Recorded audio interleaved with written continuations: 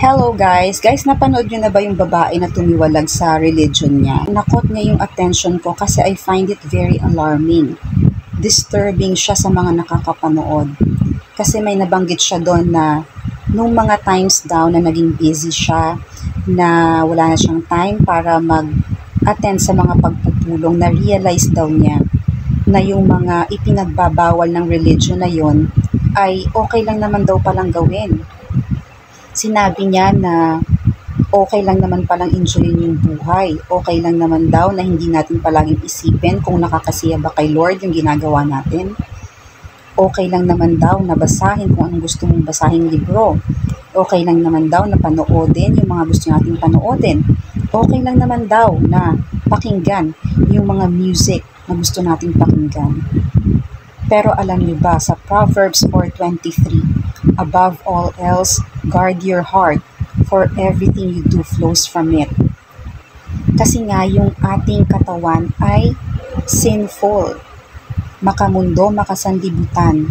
Inborn na yan sa atin, kaya tayo mismo ang dapat mag-filter, mag-screen ng mga mafe-feed sa mata natin, sa ears natin, sa mind, sa heart. Kasi nga sinful siya. Tendency talaga matitempt tayo. Kaya dapat natin i-guard yung heart natin, yung mind natin, yung body natin. Kung hindi mo gina-guard or kung hindi mo pinipili yung mga papanoorin mo, yung mga pinapakinggan mo, yung mga binabasa mo, yung temptation, magti-trigger yan sa'yo. Yung 50 Shades of Grey. Maganda daw yung message kasi at the end ng story, naging loyal siya, naging faithful siya kay Anastasia. Pero yun yung deception. Kasi habang pinapanood mo yung movie, habang binabasa mo yung libro, may mga acts doon na hindi nakakapag-glorify kay God. Pero minumulat tayo, naku-curious tayo, so gagawin natin. Tapos sasabihin natin, ay, hindi naman pala masama, hindi naman pala harmful. Diba? Yung movie na Twilight, maganda naman yung message kasi di ba ang vampire bad pero sila mababait. Pero yung mga script, sabi ni Bella doon, if it's about my soul, take it. I don't want it without you. Maganda bang sabihin yon? Kasi yung soul natin is for God lang. Everything about us should be for God.